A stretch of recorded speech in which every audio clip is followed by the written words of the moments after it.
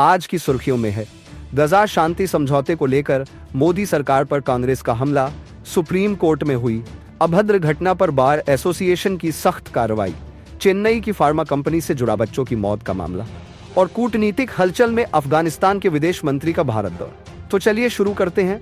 आदाब, नमस्कार। आज है 9 अक्टूबर 2025 में अनीस अंसार और आप देख रहे हैं ग्लोबल आवाज, जहां मिलती हैं देश विदेश की बड़ी खबरें, कम समय में ज्यादा जानकारी।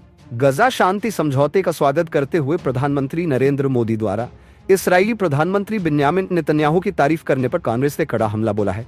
कांग्रेस के वरिष्ठ नेता जयराम रमेश ने एक्स पर लिखा कि प्रधानमंत्री ने अमेरिकी राष्ट्रपति ट्रंप की सराहना की, लेकिन नेतन्याहू जैसे नेता की प्रशंसा करना नैतिक रूप से आपत्तिजनक है, क्योंकि वही व्यक्ति 20 महीनों से गजा में निर्दोषों के जनसंहार के जिम्मेदार है।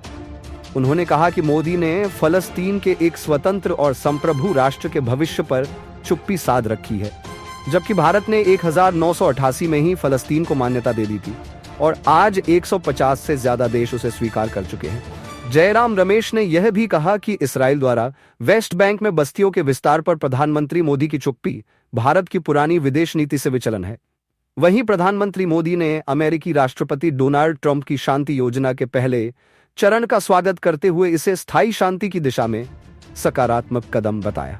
पीएम मोदी ने एक्स पर लिखा, हम राष्ट्रपति ट्रंप की शांति योजना के पहले चरण पर हुए समझौते का स्वागत करते हैं।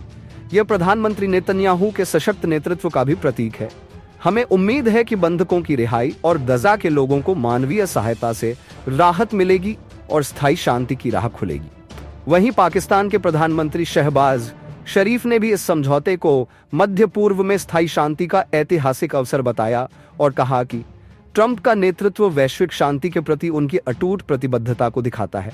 उन्होंने कतर, मिस्र और तुर्की के प्रयासों की भी सराहना की, जिन्होंने इस समझौते को संभव बनाया। इस्राएल के प्रधानमंत्री बिन्यामिन नेतन्याहू ने इसे इस्राएल के लिए बहुत बड़ा दिन बताया। उन्होंने कहा कि सरकार इस समझौते को मंजूरी देगी ताकि सभी इस्राएली बंधक अपने घर लौट सके। नेतन्याहू ने कहा, यह एक कूटनीतिक सफलता है और इस्राएल के लिए एक राष्ट्रीय और नैतिक जीत है। राष्ट्रपति ट्रंप के अथक प्रयासों से हम इस मुकाम तक पहुंचे हैं। उन्होंने ट्रंप को धन्यवाद देते हुए कहा कि यह उनकी प्रतिबद्धता और साझेदारी का परिणाम है, जिसने इस्राएल की सुरक्षा को और मजबूत किया। वहीं संयुक्त राष्ट्र महासचिव एंटोनियो गुटेरेस ने भी इस शांति समझौते का स्वागत किया। उन्होंने लिखा, मैं अमेरिका, कतर, मिस्र और तुर्की के प्रयासों की सराहना करता हूं, जिन्होंने इसे संभव बनाया।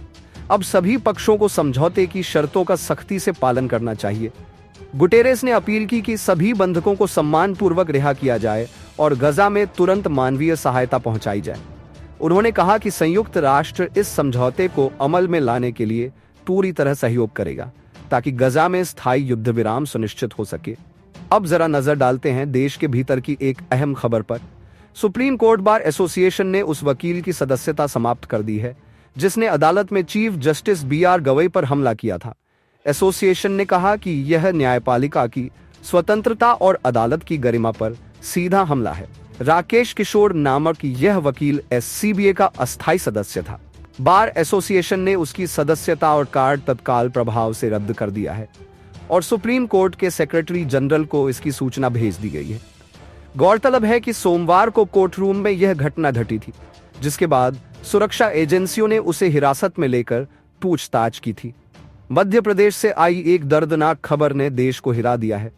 चेन्नई स्थित श्रीसन फार्मा कंपनी के मालिक S रंगनाथन को गिरफ्तार किया गया है।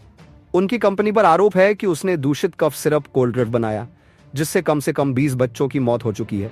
जांच में पाया गया कि सिरप में 6% डाइथिलीन ग्लाइकॉल पाया गया, वही जहरीला रसायन जिससे पहले भी गाम्बिया, उज्बेकिस्तान और भारत में बच्चों की मौतें हुई थीं। अब राज्य सरकार ने इस दवा पर पूर्ण प्रतिबंध लगा दिया है और कंपनी के संचालकों के खिलाफ कड़ी कार्रवाई की जा रही है। इस बीच विदेश नीति के मोर्चे पर एक अहम कूटनीतिक घटना हुई है। अफगानिस्तान के विदेश मंत्री अमीर खान मुत्तकी भारत पहुंचे हैं। यह तालिबान सरकार के गठन के बाद उनका पहला भारत दौरा है।